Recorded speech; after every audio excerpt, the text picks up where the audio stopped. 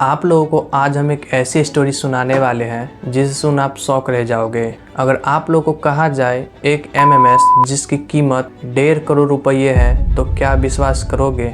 शायद बिल्कुल नहीं। लेकिन ये एमएमएस किसी आम इंसान की नहीं बल्कि फिल्म इंडस्ट्री में काम करने वाली भावना मेनन की है और इस वीडियो को चलती हुई कार में रिकॉर्ड किया गया है। तो चलिए इस स्टोरी को गहराई से जानते हैं और उस कार में भावना के साथ क्या क्या हुआ और इसके पीछे का मास्टरमाइंड कौन है उसे जानते हैं।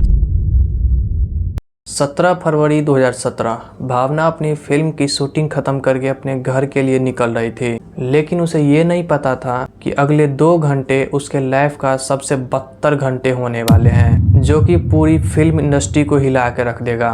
भावना अपनी ड्राइवर के साथ अपने घर के लिए निकल पड़ती है, लेकिन कुछ लोग भावना को फिल्म शूटिंग के टाइम से ही ट्रैक कर रही थी।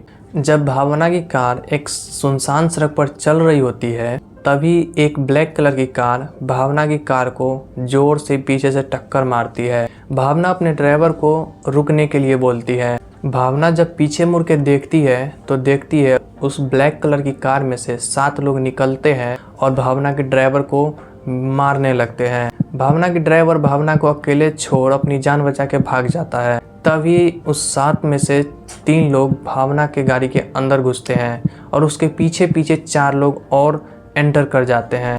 अब 7 लोग और अकेली भावना। वो चाहे जितनी कोशिश कर लेती लेकिन आज उस अकेली को बचाने वाला कोई नहीं था। अगले 2 घंटे तक भावना के साथ वो लोग एक एक करके काम करने लगते हैं। यहाँ इन लोगों ने भावना के साथ तो गलत किया ही, लेकिन उसका वीडियो भी बना लेता है जिसे वो ब्लैकमेल के तौर पर यूज करने वाले थे। वीडियो बनाने वाला शख्स पल्सर सुनी था जिसे भावना गाड़ी में ही पहचान चुकी थी। पल्सर सुनी एक फेमस एक्टर का गाड़ी ड्राइव करता था। पल्सर सुनी और उसके साथी भावना को ये कहकर चला जाता है कि अगर इसके बारे में वो किसी को बताती है तो इस वीडियो को वायरल कर दूंगा। लेकिन पल्सर सुनी को ये नहीं पता था कि भावना सिर्फ फिल्मी दुनिया में ही नहीं बल्कि असल ज़िंदगी में भी हिम्मत दिखाती है। वो अपने सबसे पहले करीबी डायरेक्टर के पास जाता है और वो अपने साथ हुई सभी घटना बताने लगती है। वो सब बताती है जो उनके साथ हुआ। ये सुन के डायरेक्टर के होश उड़ जाते हैं, बट डायरेक्टर समझदारी से भावना को पहले हिम्मत देता है, उसके बाद उसे पुलिस स्टेशन चलने कहता है। भावना पुलिस स्टेशन जाती है और वहाँ पे एक एफआईआर दर्ज करवाती है जिसमें पल्सर सुनी का भी नाम देती है। अब केस हाई प्रोफाइल था तो पुलिस अगले दिन ही पल्सर सुनी को अरेस्ट कर लेते हैं। उसके बाद एक एक करके 7 लोग को अरेस्ट कर लिया जाता है। अब यहाँ पे आप लोगों को लग रहा होगा कि ये केस तो सॉल्व हो गया, लेकिन नहीं। दरअसल उन लोगों को जब जेल में डाला गया था उसके 2 महीने बाद ही कैदी बाहर आता है जिसका इस केस से कोई लेना देना नहीं है। वो पल्सर सुनी से जाके मिलता है और रोजाना की बात करता है।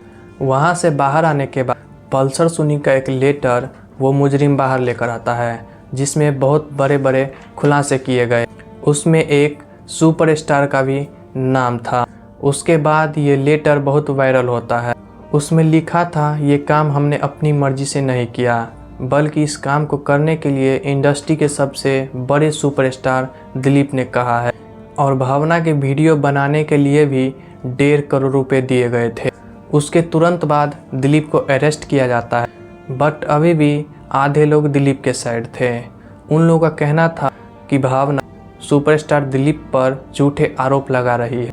उसके 2 महीने बाद ही दिलीप को बेल मिल जाती है। एक तरफ दिलीप का कैरियर ऐसे ही चलता रहता है, लेकिन दूसरी तरफ भावना मीडिया में चिल्लाती रह जाती है, लेकिन फिर भी उसे न्याय नहीं मिल पाता है। लेकिन यहाँ पे कहानी में एक ट्विस्ट आता है। इंडस्ट्री के एक बड़े सुपरस्टार एक कॉल रिकॉर्डिंग लीक होती है जिसमें दिलीप बोल रहे होते हैं कि उस टाइम पे जिन पुलिस वालों ने मुझे अरेस्ट किया था उन्हें मार डालेंगे।